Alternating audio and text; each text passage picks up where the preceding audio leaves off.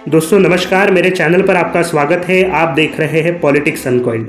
मैंने एक वीडियो बनाई थी, उसमें मैंने कहा था कि महाविकास अघाड़ी सरकार का बनना एक मौका है, एक ऐसा मौका जिससे मुंबई और देश को अंडरवर्ल्ड, ड्रग्स रैकेट, आतंकी गतिविधियां, हवाला कारोबार, टेरर फंडिंग से निजात दिलाई जा सकती है। क्योंकि पिछली सरकार के रहते ये सारे एलिमेंट्स अंडरग्राउंड थे, लेकिन इस सरकार के आते ही उनके लिए एक पोषक वातावरण तैयार हुआ जिसमें ये फलते फूलते हैं।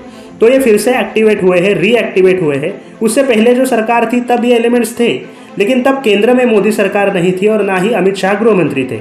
अब इनके आते ही, इस सरकार के आते ही ये एक्टिवेट हुए। अब इनके तार सरकार में बैठे नेताओं से जोड़ना आसान होगा, क्योंकि अब ये एलिमेंट्स बिल से बाहर निकले हैं और अपनी गतिविधियों में जुट गए हैं। अंडरवर्ल्ड का महाराष्ट्र की राजनीति से कितना गहरा नाता है, ये मैंने उस वीडियो में बताया था कि कैसे दाऊद को भारत आने से शरद पवार ने रोका था और ये राम जेठमलानी ने बताया था।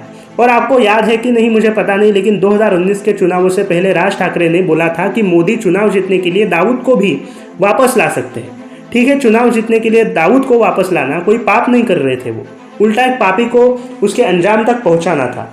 और मैं ये जो महाराष्ट्र में एक के बाद एक सुशांत सिंह राजपूत की कथित हत्या के बाद जो ये बॉलीवुड गैंग और डी कंपनी पर क्रैकडाउन हुआ, और एंटीला और वसूली कांड के बाद जो एक के बाद एक सीबीआई, ईडी, एनआईए एजेंसियों के माध्यम से सारे मामलों की जांच एक दूसरे के साथ मिलकर की जा रही है, इनका मकसद सिर्फ इन केसेस को सुलझाना नहीं है, बल्कि भारत की आर्थिक राजधानी को, मुंबई को साफ करना है तथा वोहरा कमेटी ने जो राजनीति और अंडरवर्ल्ड के कनेक्शन की बात कही थी उसे उजागर कर तबाह कर देना है।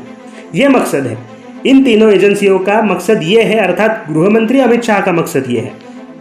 और महाविकास अघाड़ी के नेताओं ने आते ही एक के बाद एक जो कारनामे किए, उनसे दाऊद तक हाथ पहुंचने में आसानी ही होगी।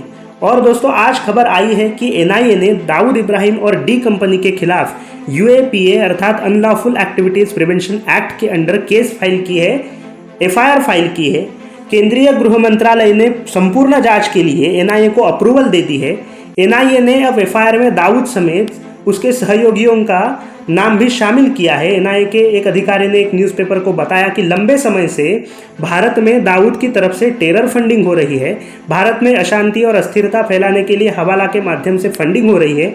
दाऊद अब भारत में दंगे कराने की फिराक में है, ऐसा एनआईए को पता चला है। एक बहुत ही बड़ी साजिश रची जा रही है, ऐसा पता चला है। सारे एंटी नेशनल एलिमेंट्स मिलकर इसको अंजाम दे सकते हैं, धार्मिक दंगे करवा सकते हैं। एनआईए की पब्लिक रिलेशंस ऑफिसर संजुक्ता ने यह मीडिया को बताया कि डी कंपनी के खिलाफ एफआईआर दर्ज हो चुकी है और एनआईए फुल फ्लेजेड जांच कर रही है। अगर आप टुकड़ों में देखते हैं तो ये बात आपको सामान्य लगेगी। कितनी बार आपने सुना होगा, दाऊद के पकड़े जाने के कयास आपने सुने होंगे, लेकिन अघाड़ी सरकार के आने के बाद आप कड़ियाँ जोड़ते चले जाएंगे तो आपको समझ आएगा कि ये न्यूज़ कितनी बड़ी है, ये कितनी बड़ी बात हुई है। ये जो एफआईआर हुई है डी कंपनी के खिलाफ, ये बहुत बड़ी बात है। यह भी बताया गया कि एनआईए ने सबसे होनहार अफसरों की एक टीम दाऊद के खिलाफ इस जांच के लिए बनाई है। इस सब की शुरुआत सुशांत सिंह राजपूत की मौत के बाद हुई है, ऐसा मेरा मानना है। सुशांत सिंह राजपूत का बलिदान व्यर्थ नहीं जाएगा, क्योंकि उसी ने एक ब्रेक थ्रू पॉइंट दिया और एक के बाद एक एजेंसियां घुसती चली गई।